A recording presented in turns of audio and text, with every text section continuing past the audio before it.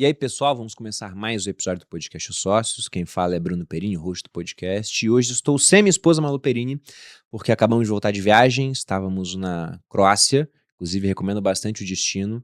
Você vê que não precisa de muito para ser feliz, pessoal. Só um barco gigante no Mediterrâneo ali com tudo incluso e já dá para viver muito bem. Mas entre as lembranças de viagem, TT, infelizmente, ela pegou uma doença chamada pé-mão-boca. Então, para quem não tem filho, talvez seja desconhecido. Para quem tem filho, provavelmente o pessoal conhece, é muito comum, é hipercontagioso. E eu sou da teoria de que se você junta 5 crianças, uma vai estar doente e vai passar para as outras. E no barco tinham 6 crianças. E foi justamente isso que aconteceu. TT tá bem, antes que alguém fique preocupado ou queira saber. Mas a Malu tá com ela em casa agora, por isso eu estou aqui no podcast sem a minha esposa. E hoje nós falaremos sobre como construir patrimônio e viver de renda, com convidados muito especiais do time da Finclass. E antes de apresentá-los, eu tenho alguns recados para vocês, pessoal. O primeiro deles é a respeito do legado, aquele mega pacote que o Grupo Primo montou junto com o pessoal da GF. Então você vai encontrar, por exemplo, Viver de Renda, Turma 36, o do Meu Milhão, assinatura da Finclass durante 2 anos, carteiras recomendadas, o app da GF, o jeito Barsi de investir. Na minha opinião, a cereja do bolo, um MBA de Value Investing do Barsi, que sozinho custava R$12 mil. Tudo isso num pacote, a gente for considerar o preço de cada item com 87% de desconto. Mas atenção, porque o carrinho ele fecha amanhã. Então você tem basicamente quinta e sexta para tomar decisão se quer aderir ou não esse mega pacote que vai realmente ajudar a investir muito melhor do que você faz hoje. Então, para quem quiser, tem um link aqui na descrição para você obter mais informações. Outro recado é da Coinbase, aproveitando esse momento de baixa do Bitcoin. A última vez que olhamos aqui estava em coisa de $58 mil, né? E não quer dizer que ele não possa cair mais, só que meio que quando ele baixa de $60 mil, liga um alarme para muita gente que começa a comprar. E se você é uma dessas pessoas que está procurando um local bom para comprar, eu vou lembrar que a Coinbase... Carteira, em que essa volatilidade não vai te estressar e você tem condições de carregar aquele título no limite até o vencimento, então escolha um prazo adequado, né? 8% de juro real é uma beleza. E não só nos títulos públicos. Quando você olha para ativos de risco, você olha para fundo imobiliário, por exemplo, você tem uma série de carteira de ativos sendo vendidos por preços por metro quadrado, que você olha e você fala, pô, desculpa, eu não consigo nem construir esse negócio, né? Essa semana, por exemplo, saiu fato relevante de um fundo imobiliário que ele está desenvolvendo um ativo logístico em Osório, no Rio Grande do Sul. A gente não está falando de nenhuma praça fantástica do ponto de vista logístico, daquelas que chamam muita atenção. É um belo point logístico, mas não é o raio 30 de São Paulo, não é o raio 15 de São Paulo que chama atenção. R$3.800 por metro quadrado. É um desenvolvimento. Será construído e já tem locatário, né? Empresa de e-commerce por 10 anos. 3.800 metros quadrados. Você olha os fundos que estão na bolsa, com os ativos todos prontos, performados, gerando renda, 3.800, 4, 4.100, alguns até menos do que isso, com localizações no mínimo iguais, se não melhores, a maior parte inclusive melhores. Me parece muito claro que tem uma simetria aí, né? Mas eu preciso ter paciência, porque esse negócio pode ficar mais barato. Eu vejo a simetria em basicamente todas as classes. Vocês citou o Bitcoin, né? 58. Pode vir para 50? Pode. Pode. Muita gente, inclusive, acredita que vai. Que vai para 50. Mercados preditivos, etc. Exato. Tá tendo expectativa disso. Pô, mas pensando numa janela de 3 anos, me parece que comprar 58 é interessantíssimo. Me parece. Não, né? Eu concordo absolutamente com você. Porque eu sempre falo que daqui a uns 3, 5 anos a diferença não vai ser ter comprado por 58, 50 ou 49, por exemplo, para esperar baixar um pouco mais, né? A diferença vai ter comprado, ter pego um preço realmente bom nessa fase. Na tua opinião, Eduardo? Acho que até um pouquinho diferente do pessoal que vê mais renda variável, né? Porque a gente pode olhar um mesmo ativo por 2 perspectivas, de preço e a de taxa implícita, no caso de equity e fundo imobiliário. Só que a renda fixa eu acho que tem esse componente aqui que dá uma segurança, que é, se você pegar um ativo específico, um título do Tesouro Direto, você tem uma data específica para recebimento. Então você consegue ter esse upside, né, esse lado bom de que você vê a taxa no vencimento específico. Você não fica dependendo de, poxa, mudar as premissas aqui, agora a gente está esperando uma outra rentabilidade. Então o momento agora para renda fixa ele é muito bom, apesar do lado de vista de um de cidadão brasileiro ser ruim, porque a gente está levando em conta endividamento super alto do governo, cenário macroeconômico mais desafiador, mas do ponto de vista do investidor, você tem títulos indexados à inflação, emitidos pelo governo, com prazo mais curto, ou seja, você não tem que levar por tanto tempo. Você tem a data específica, você vai ganhar IPCA mais 8. Cara, mas aí o IPCA pode explodir para 10%, pode cair para 2%, não importa, você vai ganhar acima da inflação. É um título que, quando você olha outros mercados internacionais, dificilmente você vê títulos indexados à inflação, que tem um apelo, até porque a gente tem um histórico aqui de inflação bem descontrolada. Então, para renda fixa, todo dia é Black Friday aqui. A única coisa que eu só direciono falando, vamos ver da perspectiva de taxa. Ah, mas o preço caiu. Cara, mas aí é parte do jogo, é a regra. Sabendo jogar, eu só tô vendo coisa boa aqui, pensando que temos desde a renda fixa mais arriscada até a renda fixa considerada a de menor risco. Não vou dizer risco zero, né? Mas dentre o que temos aqui de possibilidades na renda fixa, aqui agora é o ano para você fazer a festa. Eu já usei uma analogia, sei lá, uns 100 podcasts atrás. E aí outro dia o seguidor veio me cobrar disso. Ele falou, pô, lembra que você falou em determinado momento das oportunidades no Brasil, que era tipo uma nuvem de patos voando e você é um caçador, entendeu? Basta mirar mais ou menos ali que você vai matar algum pato. Ele falou, cara, a nuvem não para de passar. Tá passando a dor. O último suspiro. Porque você já está no 5º ano de CDI em 2 dígitos. Então eu peço para as pessoas tomarem cuidado e focar em qualidade, né?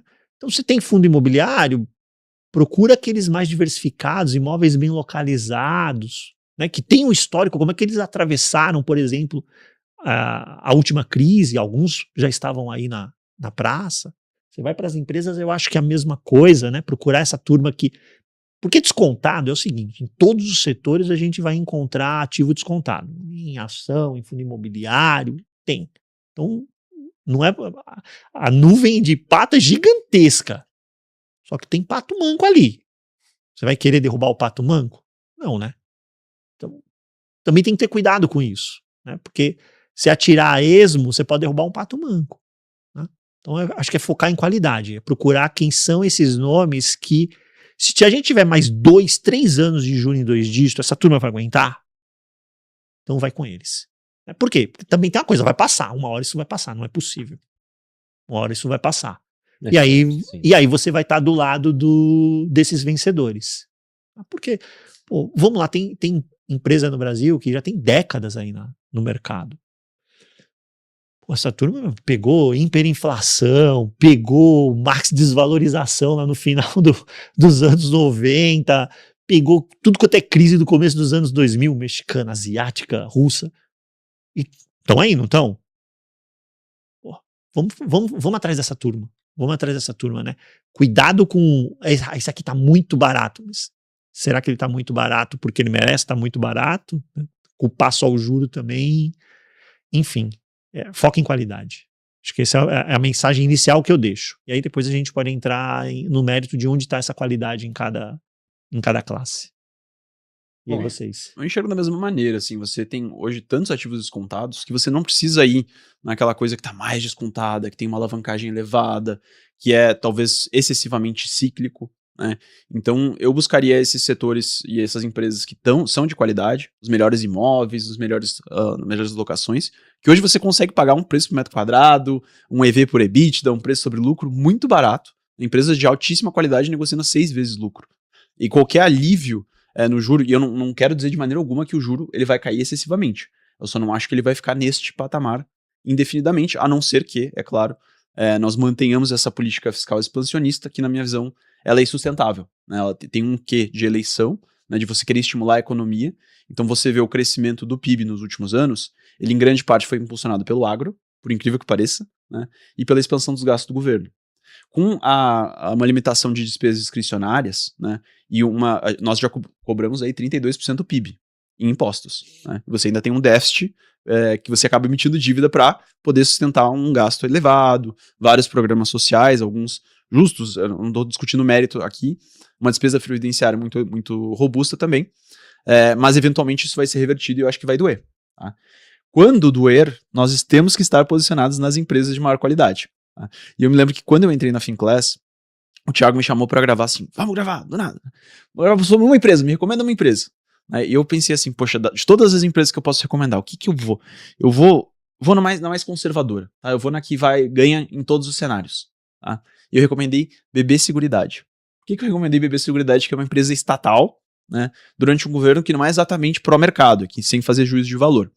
Porque a BB Seguridade, ela tem um fator em que ela tem participações que são controladas, o capital votante, ele está na mão de parceiros privados. Então o governo não tem tanta ingerência. Então quem toca, por exemplo, a Brasilprev, salvo engano, é a Principal. Quem toca a Brasilseg, que é a seguradora do grupo, é a Mapfre, né, que é espanhola.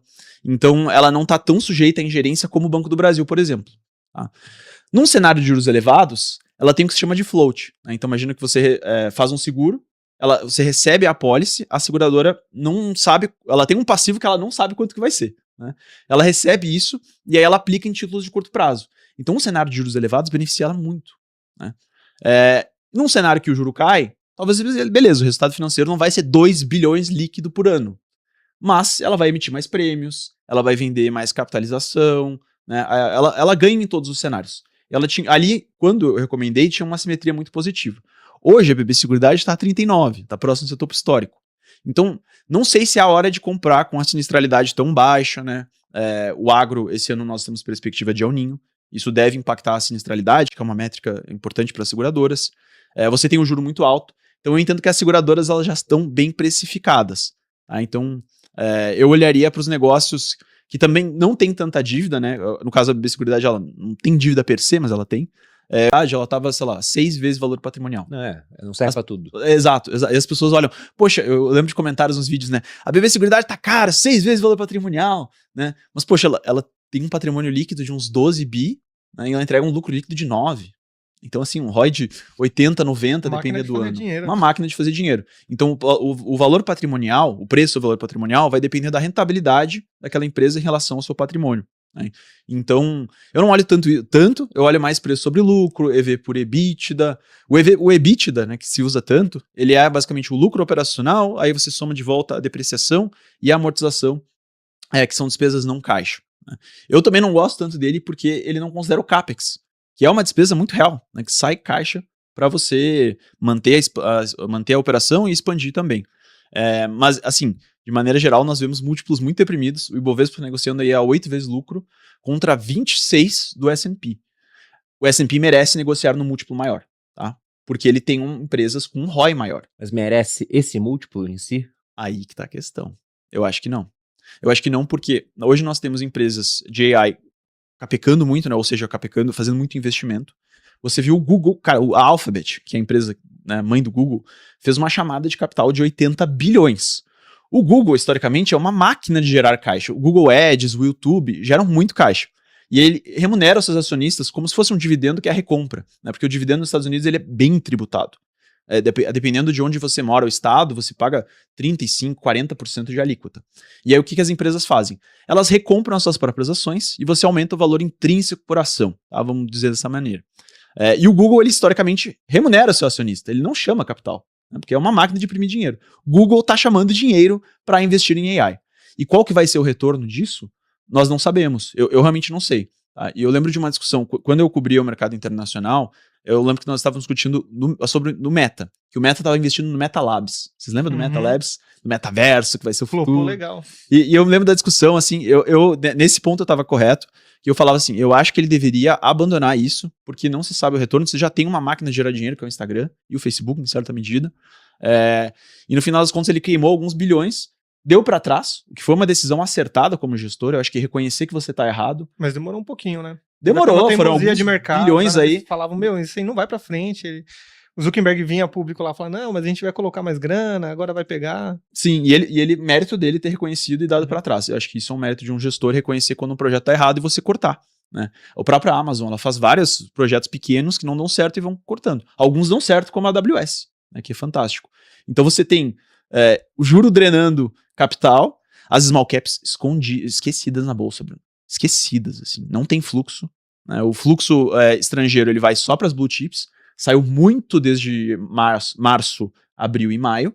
Né? As small caps têm fluxo somente local, em grande parte. Os gestores locais estão sendo amassados, sofrendo resgate. Então a oportunidade que eu estou vendo me lembra muito aquele período ali pré-Dilma, assim, pré-impeachment da Dilma. Você tinha um mercado tão estressado que parecia que aquilo ia se perpetuar, o Brasil ia degringolar. Parece que o Brasil, assim, sempre tá por degringolar, aí ele volta, faz uma lição de casa, né? E eu acho que nós estamos próximo da lição de casa, a depender, é claro, da condição da política econômica futura. Tá? Mas acho que tem empresas que você consegue se posicionar, independentemente do cenário, que vão te dar dinheiro. Vocês falaram, o Ricardo falou, né? Depois você comentou também, Evandro, sobre essas empresas que são as vencedoras. E basta pegar um tempo maior de Brasil para você ver alguns nomes assim, né? Eu gosto sempre de citar o caso da Klabin. A Klabin tem mais de 100 anos de história. Então não é que ela passou só por hiperinflação dos anos 80, ela passou por um monte de mudança de moeda, passou por mudança de regime político aqui no Brasil. Eles pegaram o começo da República, a República da Espada, Café com Leite, Vera Vargas, depois uma parte mais democrática, vieram os militares, aí tudo que a gente viu nos anos 90, anos 2000, etc. E estão aqui até hoje. Então deve ser um negócio muito bom para ter sobrevivido ao Brasil durante todo esse tempo. E o Itaú também, eu lembro que uma vez, faz bastante tempo. Por exemplo, aposentadoria indexada ao salário mínimo. Você pega o governo que tem uma política de fazer reajuste de um salário mínimo acima da inflação. Só que isso funciona como um ciclo que retroalimenta a inflação. Então, você explicar isso em um ano eleitoral, esquece, você não vai conseguir. E se você tentar falar com números, você será taxado de o cara mais desumano da história da humanidade ali. Mas, enfim, eu acho que assim, é uma lombada na estrada que a gente vai ter como investidor. Esse período agora é uma lombada e a gente estava numa velocidade alta, a gente bateu a cabeça no assoalho do carro, mas vai passar alguma hora.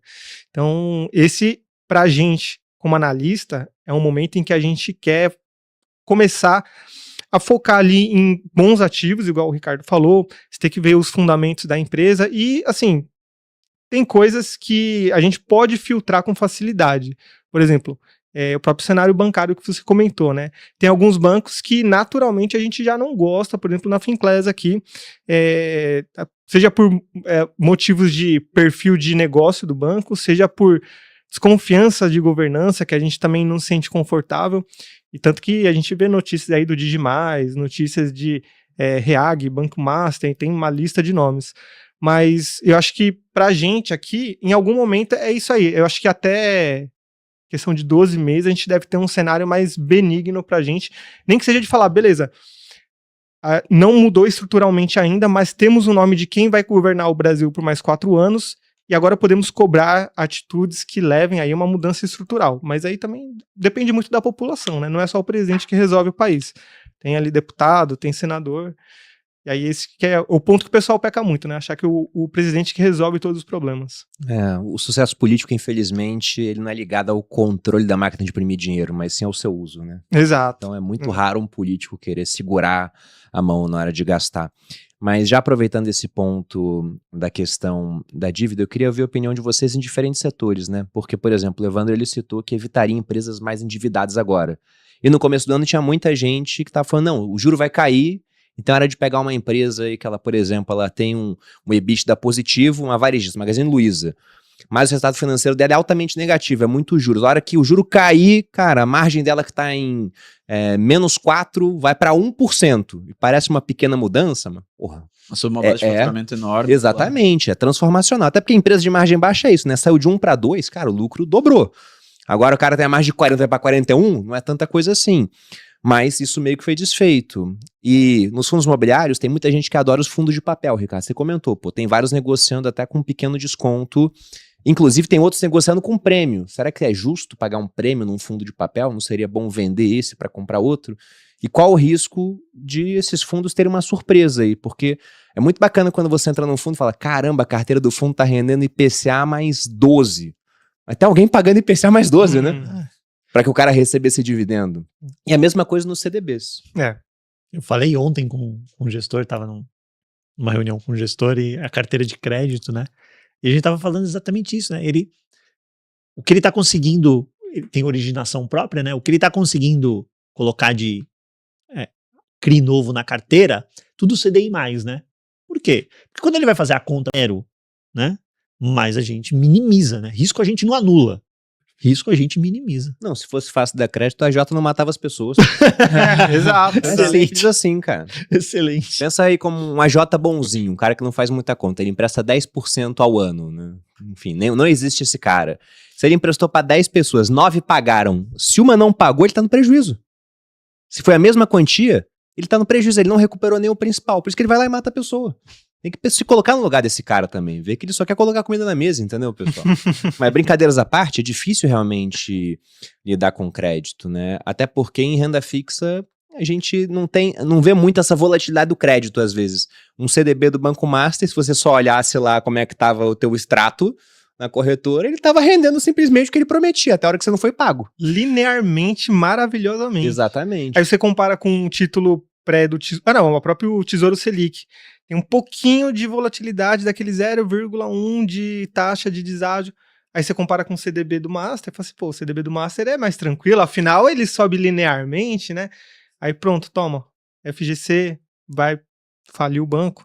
Então tem vários riscos que ficam camuflados. Por exemplo, né, pega fundos de crédito privado, é muito disso. Você não pode só ver o preço da cota para ver realmente, confiar 100% naquilo como uma proxy da qualidade da carteira. Você tem que abrir a carteira, tem que analisar realmente ativo por ativo, se for possível. Vai ser chato? Vai dar trabalho? Vai. Para isso que tem analistas aqui que fazem isso, por isso que tem um gestor lá no fundo que faz isso. Então é bem importante. Eduardo, até aproveitando sua expertise em renda fixa, né? A gente tá falando sobre construir patrimônio aqui no podcast. O Munger, ele tinha uma frase que é simples, mas ao mesmo tempo ela é genial e muito verdadeira. Ele falava que não tem que ser um gênio, basta não ser um idiota, né? A gente pode falar que a principal maneira de construir patrimônio é não perdendo patrimônio. Isso não tem a ver com oscilação de mercado, tem a ver com perdas definitivas. E, por exemplo, se em fundos imobiliários de papel, onde o cara tem uma carteira, o Ricardo já fala, pô, fica mais distante do pessoal que tem mais risco, porque vai que tem um CRI lá que é mais pesado na alocação e você tem um calote, cara, e aí você perde 2 pontos percentuais de uma vez. Agora tem muito investidor que ele simplesmente pega um CRI, um CRA diretamente. E eu duvido que ele tenha lido as 100 páginas de como funciona aquele negócio, ou visto que são as garantias, né? A garantia do cara é um trator. Quem vai buscar esse negócio lá longe pra cacete? No Centro-Oeste pra vender depois. Pois é, entendeu? Então eu queria saber, na sua visão, porque agora se você tem título público pagando IPCA mais 8, cara, os privados estão pagando IPCA mais 9, mais 10, até mais do que isso quando é alguma coisa mais estressada. E o investidor pessoa física, muitas vezes, ele não quer saber de nada, só da taxa. Não, vou pegar esse negócio aqui e vamos ver o que acontece, né? Acho que eu vou ser pago. Qual é a sua visão, cara, sobre isso? É bom evitar CRIs, CRAs, debentures no geral? É melhor se expor via fundos, por exemplo? Eu tive contato com alguns investidores que eles falavam isso. Pô, eu cansei de bancário, porque o bancário ele dá uma rentabilidade próxima de um título do governo, quando você compara a taxa. Então eu quero ir para o crédito privado como se fosse assim, sei lá, o bancário paga IPCA mais 8 e o crédito privado fosse pagar IPCA mais 50, pensando em taxa, né? Mas eu acho que não existe uma distância tão significativa assim de retorno, quando a gente olha, e o risco primeiro que o crédito privado, ele tem vários, vou fazer do meu jeito, como assim? Você vai pôr no mercado um título, um CRI, CRA, uma debenture, pô, você vai... Um passo a mais que você tem ainda que precificar aquela ação, o que é mais difícil, na minha opinião. Com todo respeito aos analistas de crédito, que também tem um trabalho super difícil e muito importante. Tá? Eu, particularmente, gosto muito de crédito privado, mas é porque eu olho empresas, a minha paixão, eu faço isso no final de semana, né? Eu olho balanço, fluxo de caixa, vontade competitiva, entrevista com o CEO. Inclusive, eu olhei a sua com o Wilson Matheus, né? Eu estava estudando as varejistas alimentares, Açaí, o Grupo Matheus. Muito legal, recomendo o episódio. E eu particularmente gosto porque eu vejo essa sinergia e eu consigo ficar posicionado tanto no equity quanto no crédito com um risco que eu entendo. Tá? Até o momento eu não tomei nenhum calote no crédito, até o momento. É possível que um dia eu vá fazer. Mas estou sendo mais que recompensado por isso, porque além de analisar todos esses fatores que eu mencionei, você tem que analisar o spread, né? Se vale a pena. Exato, então não é muito complexo. Cara, assim, eu vou dar uma opinião que talvez seja um pouco polêmica, tá? Eu acho que agora é a hora de você assumir risco de duration. Tá? Não em crédito privado, mas em título público, para a maior parte dos investidores. Por quê? Porque se você pega um título de, sei lá, 6 anos, tá? Daqui a 6 anos, beleza, você vai ter um retorno muito bom, IPCA mais 8 ou 7 e poucos, vários, beleza. Só que aí você vai ter que pagar imposto, né? Ao passo que o investidor que investiu num título mais longo, cara, ele deixa compoundando aquilo sem pagar imposto, ele está diferindo o imposto. E o poder de fazer isso é absurdo. E eu faço isso em ações, eu faço isso em renda fixa, eu faço isso em fundos imobiliários, eu tenho uma mentalidade de vender pouco, girar pouco a minha carteira. Né? Porque você consegue não pagar a sua cota, né? Ou você vai pagar, é justo, tem que pagar para o governo eventualmente, né? Se todo mundo, né? No devido tempo você vai pagar. No seu devido Precisa ser tempo. agora. Usa a regra a seu favor. Usa a regra a seu favor. Então, a ação mais antiga que eu tenho até um pouco de vergonha de falar isso, tá? Porque eu acho muito curto. Mas foi em 2020 que eu comprei. Eu comprei uma empresa de shopping na Argentina. E eu não vou vender, cara. Tive um lucro absurdo, vou pagar imposto, ela tá lá, tá ainda barata, na minha opinião, né? Eu falo muito de imóvel com o professor, aprendo muito com essa turma, sou muito privilegiado. Que eu falo de renda fixa, falo de fundo imobiliário, falo de internacional com a Raiz. Então, eu gosto de ter uma visão mais holística, ainda que eu ame ações, o instrumento. Cara, não importa de onde vem o dinheiro. Eu gosto de dinheiro. Se vai vir fundo imobiliário, se vai ser renda fixa, se vai ser ações, tô nem aí, eu quero ganhar dinheiro. O Evandro trouxe um ponto importante, que além de tudo é a gente aprender a utilizar os diferentes veículos que existem para investir no mesmo tipo de produto. Então, se você vai para um título público mais curto, você vai ter essa questão mais adiante, que são duas. Primeiro é o imposto, porque ele chegará. Segundo é o risco do reinvestimento. Que taxa eu vou reinvestir esse recurso quando ela vencer? Mas como é que eu... Mas você olha e fala, pô, mas essa turma mais curta tá com uma taxa que é uma belezinha, né? Vai para o ETF. Uhum. Porque esse ETF vai ficar rodando em cima dessa turma que é mais curta mesmo. Então você não vai ter esse tipo de risco, né? O risco do reinvestimento. Não, uma parte da sua carteira você sempre vai estar ali numa inflação de duration mais curta. Você pode ter uma parte na longa também, mas você usou o veículo ETF, inclusive iguala a eficiência tributária, porque vai ser 15%, a melhor alíquota que você vai ter lá na renda fixa é essa, e tem produtos cada vez mais competitivos em taxa, né? E aí, esse é o ponto, né? A gente precisa... Não existe só uma maneira de investir num determinado produto. Por exemplo, fundo imobiliário. Pô, ETF para fundo imobiliário é ruim, porque eu mato a eficiência tributária que o FII tem. Né? Quando eu recebo ali o pinga-pinga todo mês isento de IR, o ETF não vai me dar isso. O ETF teria um IR de 15% no dividendo. Então, você vê, o mesmo veículo para um produto maravilhoso, para outro nem tanto. Mas a culpa é do produto? A culpa é do veículo? Não, é só você saber fazer esse encaixe na tua alocação. Obviamente, com orientação, né? Porque também tem esse outro ponto. Às vezes eu acho que as pessoas, elas meio que se iludem, Perim. Se iludem em que sentido? Você não vai dar conta de tudo, de aprender tudo para poder extrair dos melhores produtos, dos melhores veículos, a melhor rentabilidade, né? Aproveitando que o Evandro falou, eu vou dar uma opinião polêmica, eu também vou dar minha opinião polêmica, né? Eu acho que às vezes o brasileiro, ele tem raiva de pagar por serviço, né? E a taxa de IPCA mais 10. Aí depois sai o governo Dilma, entra o Temer, a taxa da CEMIG caiu pra cacete, foi pra IPCA mais... Acho que na época que eu quis vender, tava IPCA mais 5. Entrei no chat da Isinvest. Eu que atendi. Pô, talvez tenha sido. Será? eu atendi uma influencer de mercado, eu atendi o pai dela. E fiquei assim, pô, o pessoal realmente fala com atendimento. Legal, mas pode falar, desculpa. Então, eu pensei, pô, vou sair antes da hora, né? Já tive um tempo bom de marcação a mercado, não sei como é que vai ser o futuro. Aí fui negociar uma saída, o melhor que me ofereceram, quebrando o meu galho, né? Pô, cara, tá difícil aqui, a gente pode quebrar o galho. IPCA mais 7 mil. Eu falei, caceta, cara. Eu vou lá olhar a referência na internet, quanto é que tá IPCA mais 5. Não, mas veja bem, né? Liquidez é restrita, vou ter que ver alguém pra realocar. Aí eu falei, vou ficar até o final, então. Mas assim, mas tem liquidez, né? Crédito privado. Fui feliz. Foi feliz, IPCA mais 10. Mas hoje em dia, Bruno, hoje tá muito mais transparente, porque antes você tinha marcação na curva, né? O ativo, ele se valorizava igual o CDB do Master, que a gente falou aqui brincando. Hoje em dia você tem que marcar mercado, crédito privado. Então você tem um senso de realidade. Além disso, você pode consultar no site da Ambima o preço indicativo do seu crédito privado. Então hoje você tem uma camada a mais de transparência, mas ainda assim é um risco maior. Só que aí, agora a minha opinião polêmica, né? O mundo fala muito de marcação a mercado. E beleza, eu acho legal, acho bacana, mas ninguém se pergunta o que eu vou fazer depois que eu resgatar da marcação a mercado. Pô, se eu resgatar um IPCA mais 8, o que eu vou realocar, mesmo que eu multipliquei por 5, 10, 15 vezes o patrimônio? Provavelmente, se você fez isso e está ganhando na marcação, é porque a taxa de juros e o cenário macro, eles melhoraram muito. Aí você vai aplicar, vai ter o risco de investimento que o professor falou. Você vai investir com uma Selic em 3%, em 5%, em 7%. E aí, tão ruim quanto você fazer esse resgate e ficar vacilando sem saber onde você vai colocar, é se eu colocar no meio termo, assim, pô, eu tô no momento exato onde se eu pegar um pré, eu não vou ganhar uma taxa tão boa, se eu pegar um CDI, eu não vou pegar uma taxa tão boa, porque eu tô no meio do caminho de um ciclo expansionista, um ciclo contracionista de juros. E aí é muito difícil, porque no Brasil a gente tá, começo do ano, janeiro, a gente tinha um cenário muito otimista. O Brasil é a prova de falhas, aí passou 3 meses, o Brasil falhou, olha só.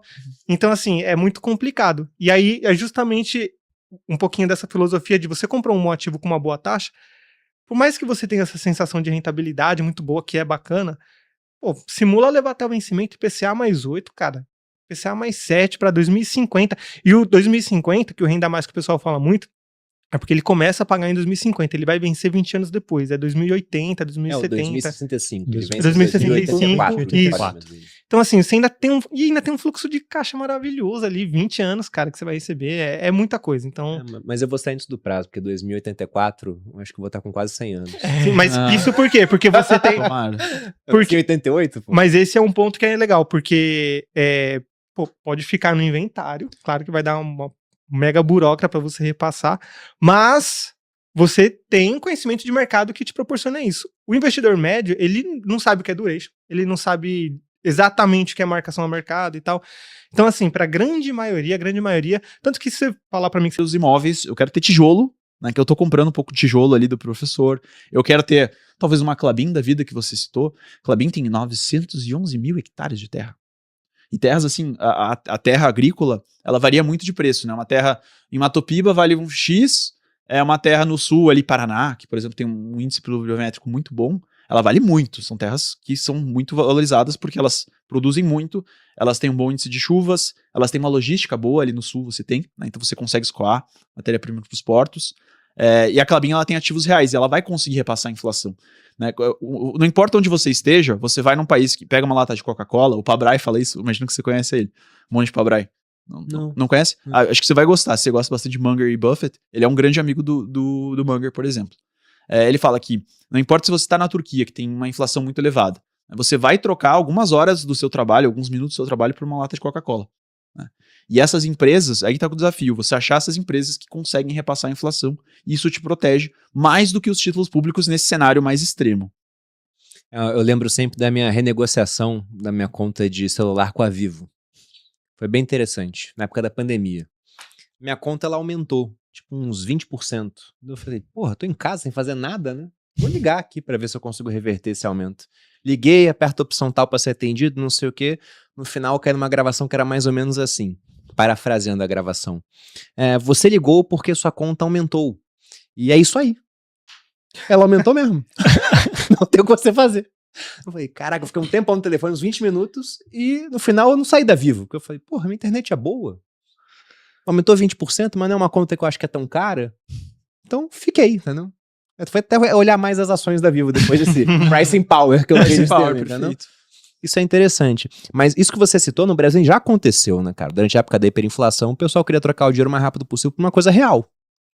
Porque, realmente, o Ray Dalio, ele fala muito isso, que nesses cenários onde você tem simplesmente, sabe, a estrutura de um país se esfacelando devido a uma inflação alta, você não quer estar em dívida, porque a dívida vai valer zero.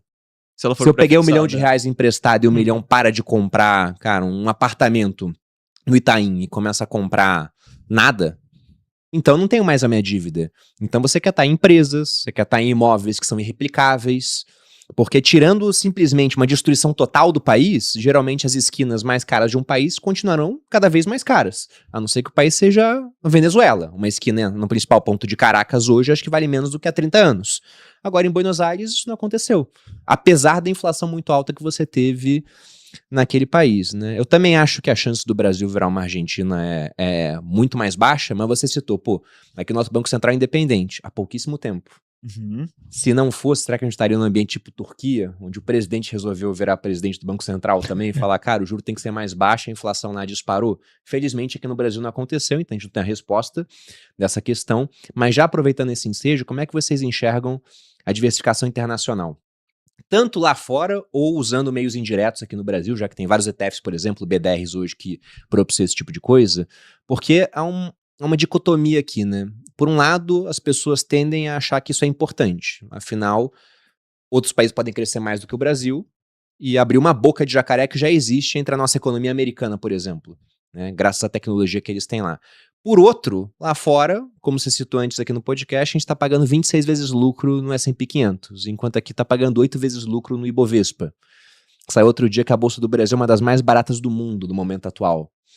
Então, vale a pena estar lá fora também. Seria um momento, pensando em construção de patrimônio nos próximos 5 anos, de estar muito mais alocado em Brasil, apesar de depender um pouco também na parte política. O que vocês pensam? O que vocês estariam fazendo com o patrimônio de vocês? Pô, eu vou dizer o que eu tô fazendo com o meu.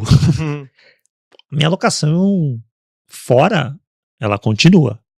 Mesmo com os níveis de preço que a gente encontra especialmente olhando para o mercado americano, especialmente olhando para as empresas de tecnologia, que era mesmo assim, de vez em quando fazer alguma coisa.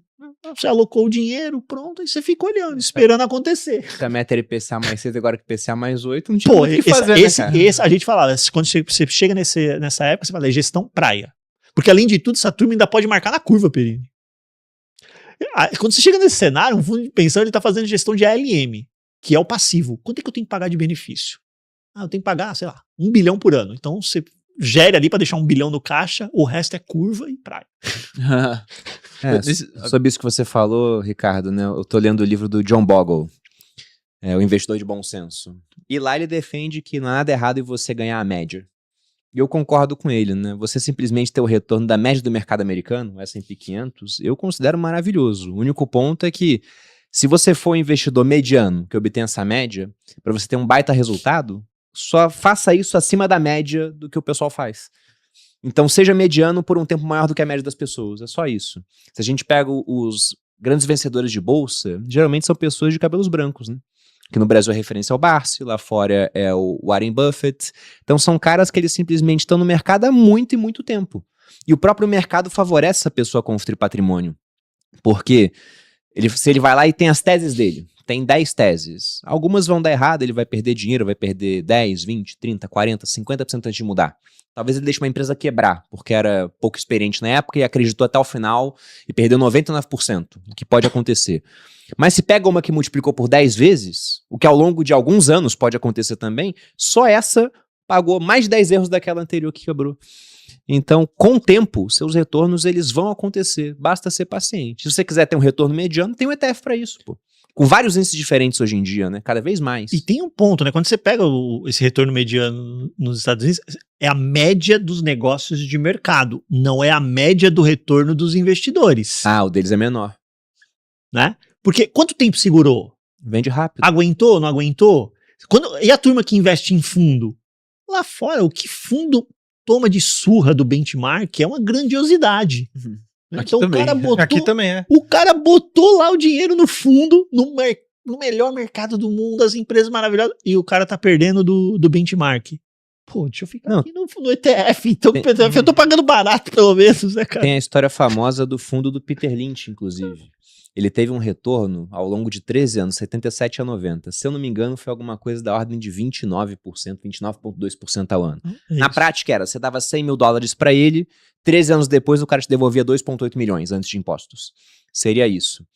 Só que quando foram ver o retorno, não do fundo, mas dos cotistas do fundo, a maioria perdeu dinheiro.